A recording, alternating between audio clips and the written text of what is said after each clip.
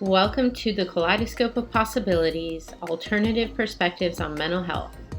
My name is Dr. Adriana Popescu. I'm a licensed clinical psychologist and leader in the field of mental health, energy psychology, addiction, trauma, and empowerment. In this podcast, we will be exploring mental health from a variety of perspectives, from the spiritual to the shamanic and beyond. What if mental illness isn't everything we think it is? What if everything we see as a pathology is actually a possibility? What else is possible with mental health? Hi, everyone. Dr. Adriana Popescu here with you today with another episode of Kaleidoscope of Possibilities, Alternative Perspectives on Mental Health. And I'm really excited today to have with me Erika Neil. She is a licensed clinical social worker in the greater Washington, D.C. metropolitan area who helps clients overcome the limiting effects of trauma and other difficult life experiences so they are free to live the life they want.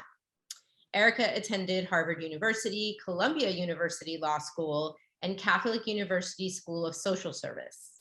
She has specialized training in the treatment of trauma, managing stress and difficult emotions, and strengthening positive emotional states.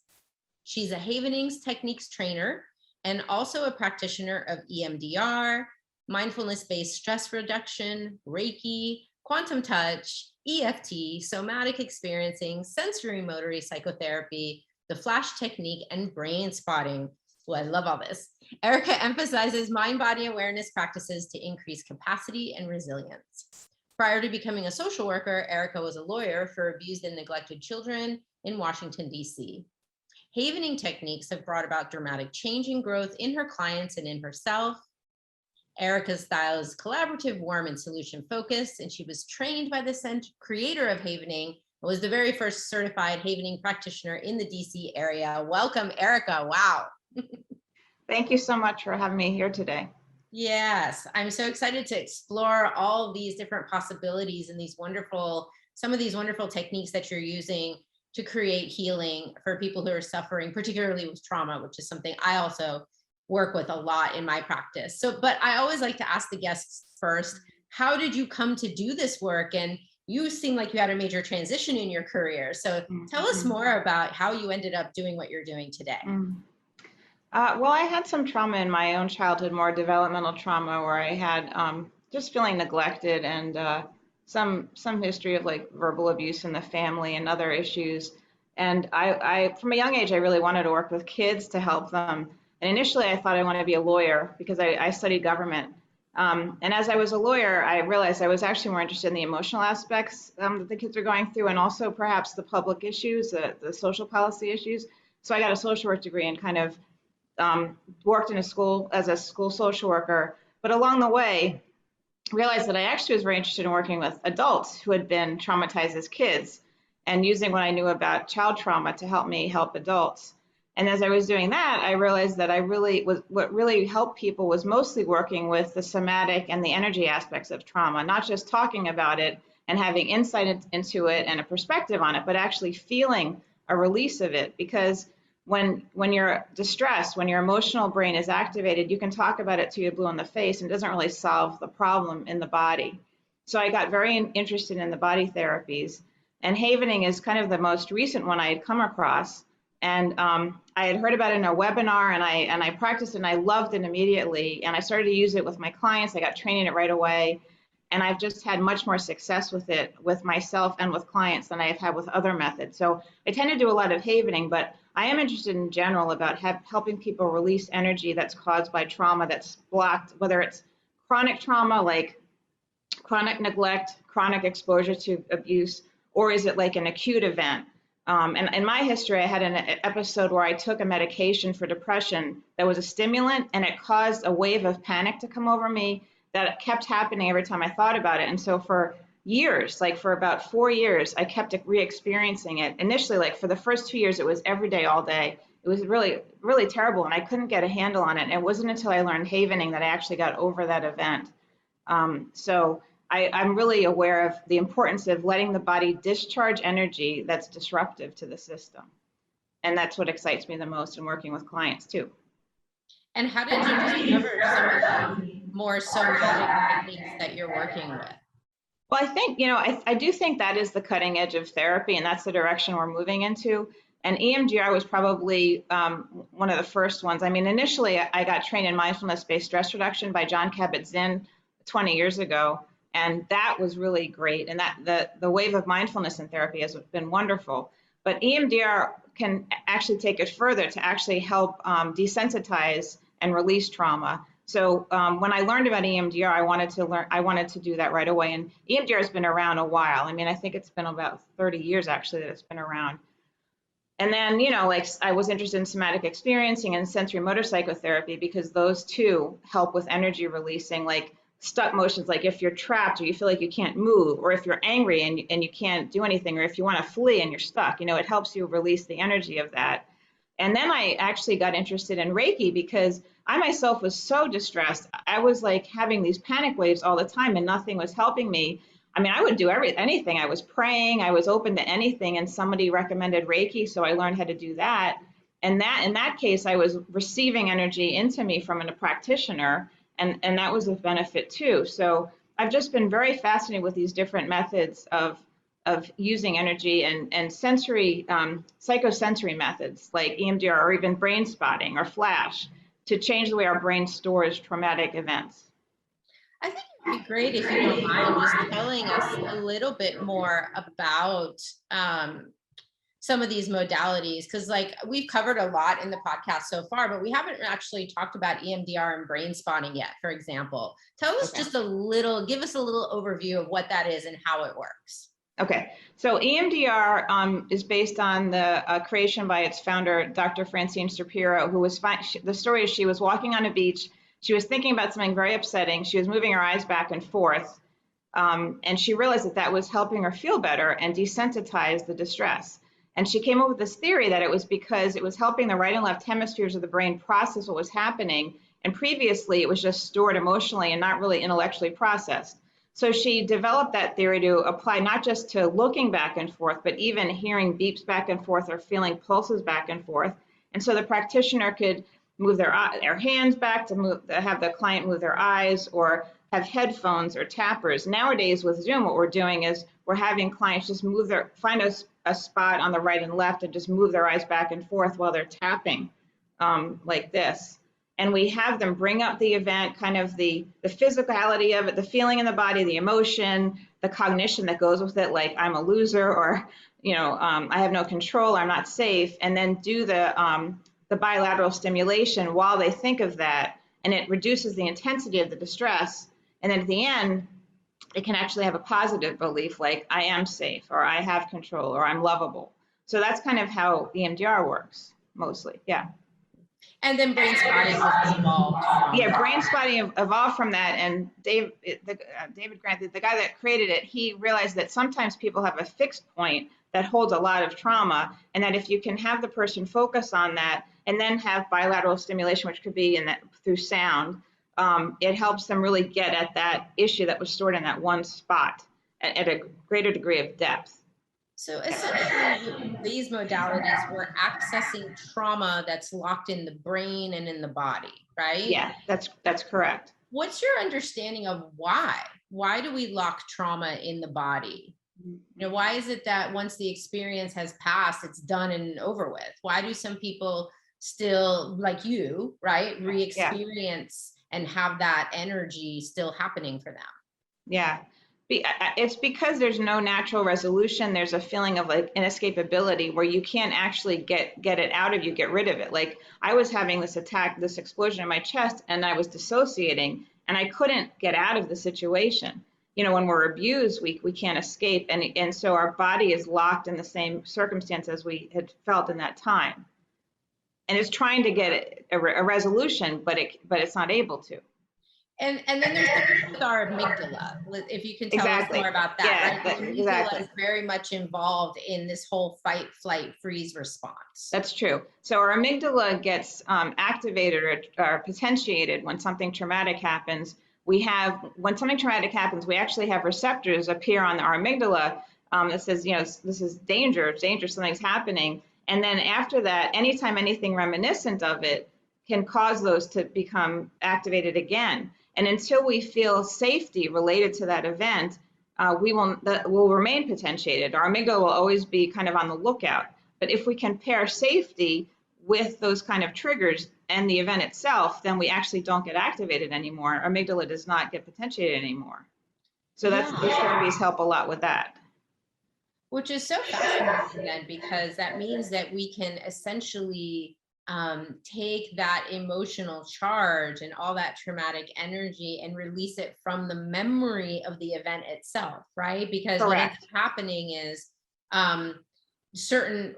whatever was happening at the time, it all imprints into your memory. So if there was a certain smell or a certain sound even that came with the trauma, every time you smell that smell or hear that sound, it can bring up all the memory of the trauma, right? We're essentially extinguishing that response with some of these methods. Absolutely. That's absolutely true. Yeah, that's right. Yeah, So actually, cool. It's interesting because when we store trauma in Havening, we use the acronym CASE, cognitive, autonomic, somatosensory, and emotional. We store all those things together in our memory, and then any aspect of that could remind us of it and bring up everything at once. Yeah. So tell us more about havening specifically. How does it work? How do you create that safety? How do you address those 4 things? How does it go? So havening is based on the fact that the amygdala gets potentiated from traumatic experiences, and then after that, the brain is scanning for danger after that. So what we're trying to accomplish is to depotentiate the amygdala or create a feeling of safety so that amygdala is no longer activated. And Dr. Ronald Rudin was looking at methods that actually cause the amygdala to become depotentiated, and he discovered that delta waves, which are the slowest brain waves, really help depotentiate the amygdala. They change actually the neurochemistry so that the receptors are actually removed once you have delta waves through a neurochemical reaction. So he found that the main way to produce delta waves in terms of touch was to touch 3 parts of the body primarily. These produce the most delta waves. So those parts were the hands. So just rubbing the palms together was a good way to produce delta waves. And then the other places were actually the face, like rubbing the cheeks like that, and then the arms from shoulder to elbow in a downward sweep. And he came up with this by finding that these are the areas that produce the most delta waves, and then realizing, well, why don't we do a soothing touch? Why don't we have the touch be as soothing as possible? So the touch is kind of like a massage, and we just rotate between these 3 locations. And then actually eye movement is also used in havening because that too produces delta waves. Yeah. So cool. And then the eye movement also seems to, what we know from Brainspotting is that the optic nerve connects also back to the vagus nerve, right? Yeah. And the vagus nerve is also really involved in this whole fight flight thing, getting us into like the arousal and sympathetic nervous system arousal or parasympathetic relaxation. So the vagus nerve is playing a role in this too, right? That's true. That's absolutely true. And I love that the touch helps with that. Even some of the things we do with havening, we actually do humming. We do things to keep the working memory occupied so the person's not thinking about the traumatic event anymore. So we do actually have the person think about the distressing feeling and then right away have them do havening touch and distractions such as humming, counting by multiples, thinking of things in a category, starting with the letter A, naming people's names, for example, to keep the working memory busy so that the delta waves can change the brain chemistry to be desensitized. And at the end, when the person thinks of the traumatic event, their distress level is minimal because of that. Right. Yeah. And some of that is so natural, like when we're soothing, our children or even ourselves, right? It just seems like these are such like natural soothing movements we do organically. So true. And even, humming, like humming nursery rhymes to soothe oneself too. Yeah. Exactly. Yeah. It's very organic. Is this a technique that people can use on their own, or is it primarily something you would do with a practitioner? It's both. Like if you have a distressing feeling, it's actually very helpful, like in the moment to do the havening touch and do something to distract your mind, like humming or some of the other things I mentioned, like the counting by multiples and naming things in a category. And then you also can do havening on yourself by affirming qualities that you have, like calm, or what if I'm calm? What if I'm calm? You can do that on your own. But if you have like a severe trauma, it's better to go to a practitioner because they can guide you and make sure that they can help you de-escalate the stress level. Do you find that this is something that people generally, like, do you do multiple sessions of it, or can a lot clear in one session? I suppose it depends on what the trauma is, right? Yeah. Like with single event traumas, like a car accident or some kind of event like that, it's actually very effective and it can happen in one session. And some things actually even longer standing can clear very quickly. But you never really know because sometimes people have earlier events that feed into the distress of the most recent event. Like they might have earlier events that have to do with insecurities or inadequacies that are being activated by the most recent event. So it could take a little bit longer. But havening is very quick. I mean, it doesn't take much because you don't have to do much setting up. You just have them bring up the feeling, start with the havening touch and keep their mind busy, and it clears it. There's not a lot of analysis of the event. Mm-hmm. Yeah. So they don't have to actually re-experience it necessarily or talk about it Right. in great They depth. just have, that's true. They just have to tap into it enough to activate the amygdala. Yeah. And then you do the havening touch. Yeah. Yeah. And I find that that's actually true for so many of the modalities, that we don't necessarily have to rehash the whole thing. We just have to like connect with it. And Yes. it's almost like our body, our mind, our brain, all those parts that are involved in it just know like exactly where to go. And so often myself too, when I work with people with trauma, it's almost like it's layers and layers of trauma. And when you peel back one, then then the others also start to come up. So True. even if it's a more recent trauma, oftentimes we're back in childhood stuff again. Very, very true. And it's good to go back to the earliest antecedents to really clear it the most fully, if possible. Yeah, because Yeah. sometimes when we do that, it actually collapses all the other ones. Absolutely. Yeah. Yeah, which very is cool. amazing. Mm-hmm. Tell Yeah. us a little bit more. You also do something called somatic experiencing and Mhm. sensorimotor Mhm. therapy, right? What are those? How are those modalities different? How do they work? They deal a lot with the storage of trauma based on that inescapability where they're kind of stuck in a pattern that wasn't able to be completed.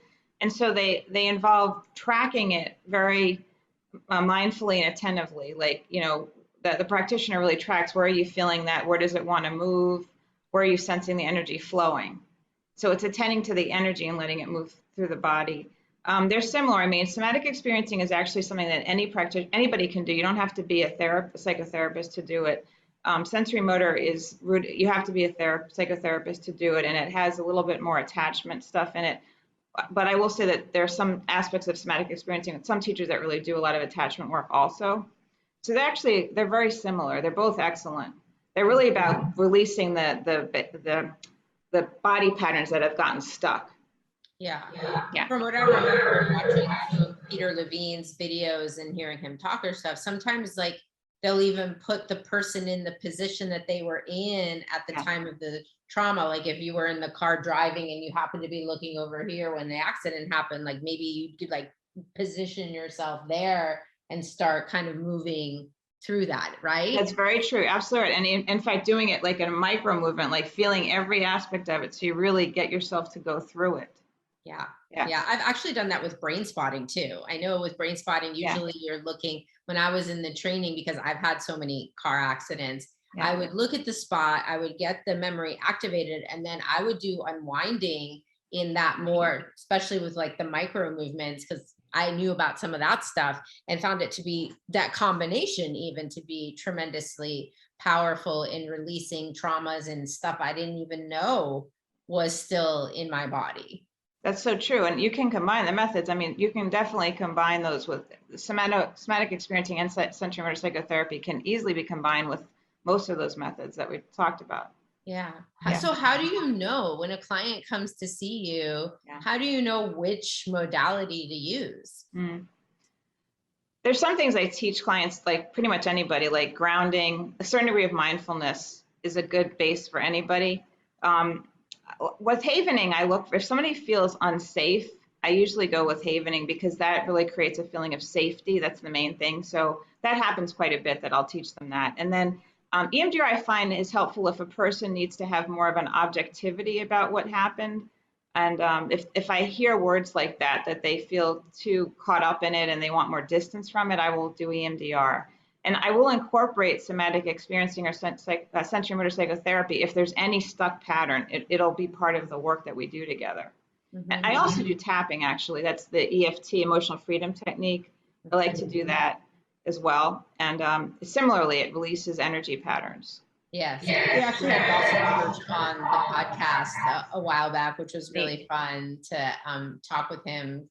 I actually took my training with him. I thought it was, it's such a wonderful technique as well. Again, moving stuck energies out of the body, letting the brain know it's safe. We're not being chased by a bear in the woods. That trauma is not happening now, even though it feels in your body. And that's the problem, right?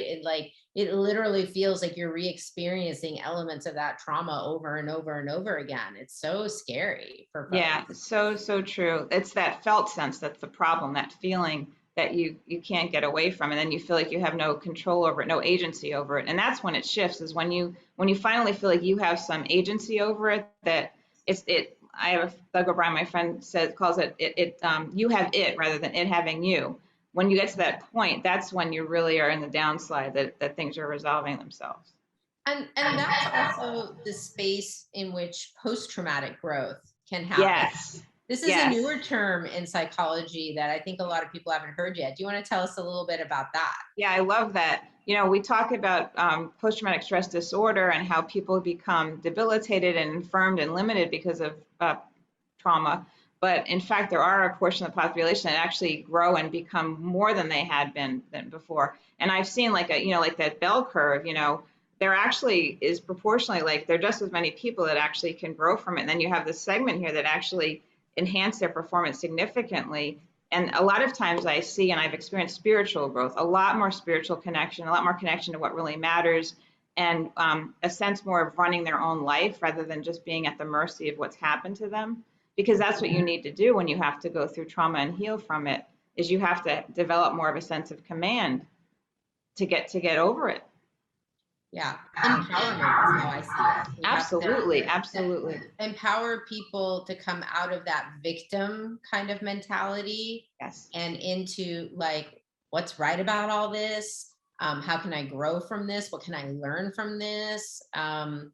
Maybe, I see a lot of people who then want to help others, maybe who've gone through this, right? Often we as healers have that kind of story ourselves. Yes. But I love that possibility for post-traumatic growth, and even being able to see the experience from a different perspective just sort of organically happens in many of these techniques when we're able to release the negative stuff, right? Yeah. The fear, the anger, the terror, whatever it is. It's like when you can release some of those negatives and get the stress level down, it's like you get out of that more primitive part of your brain, right? The survival stuff. And then your logical thinking prefrontal cortex brain can come online and be, okay, yeah, that sucked, but we're okay. We actually survive that, and we're stronger for it. It's almost like the voice of reason can come back. That's true. And creativity too. Like once your distress level is lower and you do havening or tapping or something, you can start to feel like, and now I feel connected to every, universal consciousness, and I feel my contribution here, and I see my role, and I feel love for other people. All these really cool things can happen once the distress level is down and your prefrontal cortex is available to you. Yeah. And it's so cool that science is finally catching up. I mean, we practitioners have been using these techniques for maybe 30, 40 years now. They've really been in the field. And now we have research studies, and we have technology that can look at people's brains and measure those brain waves. And we really have had validation now that this stuff isn't just woo-woo. There's actually some real scientific basis to it. And I think that's helping to legitimize the work so much more. I totally agree. And actually, Dr. Rudin has had they've been doing brain scans of people that have had havening, before and after, to show the changes. And I think having the science legitimizing it really helps convince people to do it, to do these kinds of therapies. Yeah.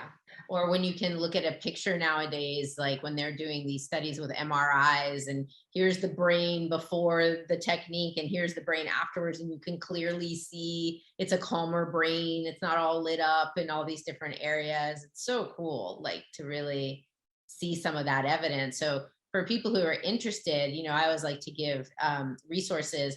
I think the ASAP website is a great resource for at least getting started with, if you want to find out more about the research. There is an Association for Comprehensive Energy Psychology, energypsych.org, and we'll put it in the show notes, where you can click on a link that talks about all kinds of research that's been done with many of these different modalities. So that's super cool. And I wanted to ask you, you mentioned one more technique that I haven't heard of, called the flash method or something. Yeah. That's an applied version of EMDR.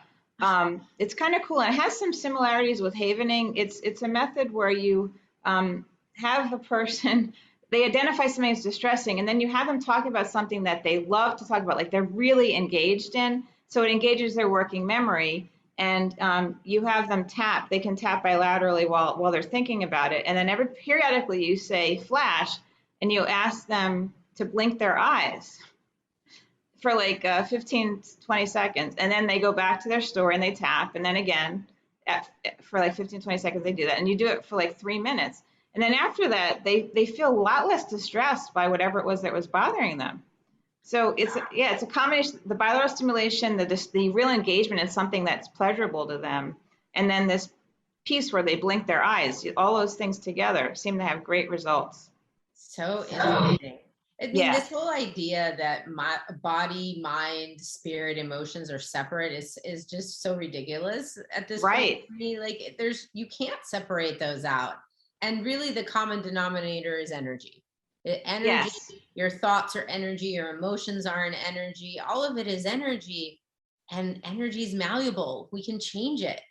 Right, you can work with it. It's like alchemy. You can transform it from feeling tense and distressing and constricted to being expansive and radiant.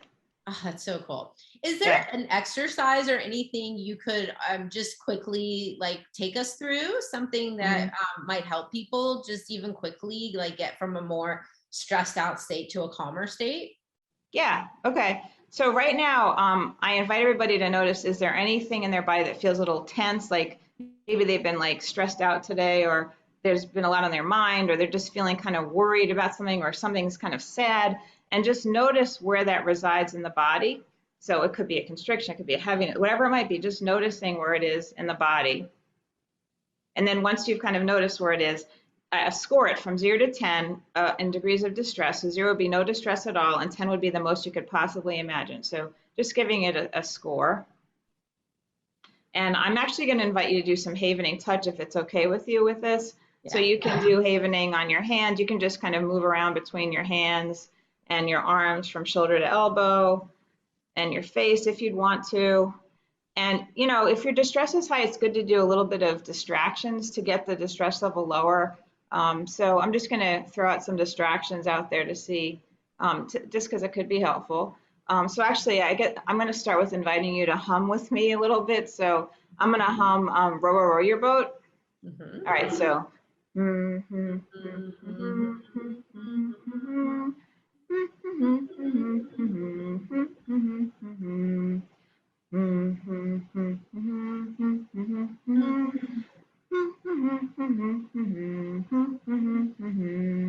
Okay, great. And then I invite you to think about a place in the world that begins with the letter A. It could be a city, state, or country, and just think about it. And then a place that begins with the letter B. And then a place in the world that begins with the letter C. And then to think of 3 animals that you find very cute. Great. And then I invite you to move your eyes back and forth from left to right just a few times. And then take a deep breath. Great. And then notice that place again where you felt before, and notice what the distress level is right now. And give that a score again. And then what I invite you to do is to start doing havening touch again, and to feel that area, if you can, feel it relax and open a bit, as if it were just softening. It's like a softening feeling. And imagine the energy flowing out your whole body. So it could flow out your extremities in all directions. It could flow down your feet, down your legs to your feet. It could flow up. It could flow out like a starfish, and just whatever direction it feels like it wants to go, and let that energy just flow out in that sequence and feel the flow of it. And then actually practice it again. Like notice where you feel it and feel the flow again. So it becomes automatic that when you have that feeling, it flows like that. And then you could even do it again and see if you can do it even more immediately, kind of more quickly, letting it flow like that. Like when you think of it, bam, it flows that way. And now having done that, notice how it feels. So you might notice, you put an adjective to it. So it could be grounded, or it could be expanded, or it could be open, or it could be, you know, whatever it might be, whatever that word is, just notice that word as you do havening a little bit, and just repeat the word in your mind a few times. Okay. And that's it. That's so cool. I definitely, for myself, noticed a shift. I was dealing with some tension in the jaw and kind of, neck and shoulders, just all up in here. And it's almost like there was, because I've done so much of this work also, I could feel the moment when my nervous system went from like sympathetic to parasympathetic, like the relaxation. And it was the first time we started stroking the face, and I was like, oh, it was like so soothing. It almost reminded me of like how my mom was very touchy-feely. And she, like when I was a little kid, she would like touch me a lot. And it was almost that felt sense. And then the calm was the word that came. And then there were multiple times during it where I could feel an energetic shift and a releasing happen. And it's so quick and easy. That's super cool. Yeah, it's cool. That's great. And it can just be with the felt sense. It doesn't have to be about any story or anything, because that's really what it's about, is releasing that feeling in the body. Right. So if someone were working with the trauma, they're not even thinking necessarily about the trauma. It's more just like, what are you experiencing? Like kind of like in Brainspotting, you start with like or EMDR maybe even, but as a brain spotter, I know this is true. You start with that body sense. Like when you think about that traumatic event, what happens with your body, the tightness here, the pain there, and that's sort of the entryway is through the body, not so much through the mind or necessarily through the memory itself, because it's the body, it's the energy is stuck in the body, and that's what we're trying to shift. Precisely. So they might need to talk to bring it up, but once they brought it up, you don't have to dwell on it. You can start the work right away. So cool. So I guess the last question I really want to ask you is, Erika, what is your vision for the future with all of this? What would you like to see happen in the field of mental health? I'm hoping that it's moving in the direction more of working with energy and felt sense, and developing more and more strategies for having to work with that, noticing more and more efficient ways and elegant ways of working with sensation. And also, like what we did before, just that movement of energy.